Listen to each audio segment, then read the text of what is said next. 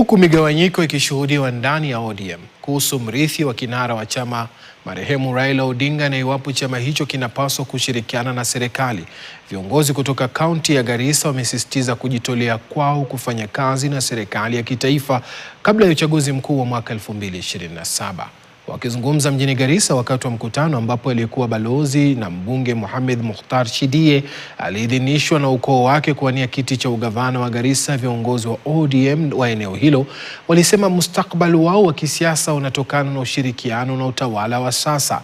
Mbunge wa Lagdera Mohamed Abdikadir alisema kuwa Raila Odinga aliwacha viongozi wa ODM kutoka eneo hilo serikalini na kuongeza kuwa wataendelea kuunga mkono utawala wa Rais William Ruto. Kwa upande wake Balozi Mohamed Shidie alisema lengo lake kuu ni kuwaunganisha wenyeji wa Garissa, akibainisha kuwa migawanyiko ya kisiasa iliyodumu kwa muda mrefu imedumaza maendeleo katika kaunti hiyo.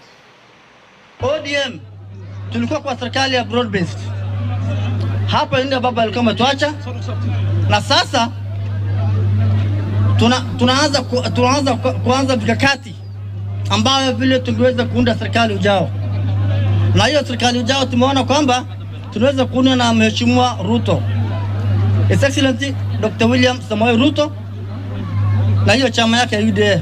Kwa hivyo wana ODM sisi tumeamua na imeamuliwa na Central Committee ya kwamba wana wa ODM kutoka sasa tunafanya mpango vile tungeweza kujiunga na serikali ujao.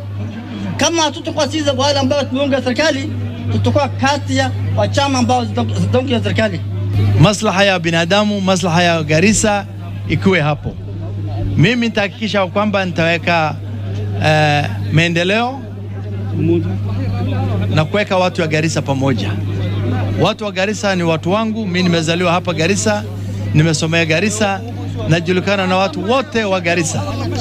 Na mimi nataka kuleta siasa mpya, sera mpya, maendeleo mpya na kusikizana kwa watu wote wa Garissa.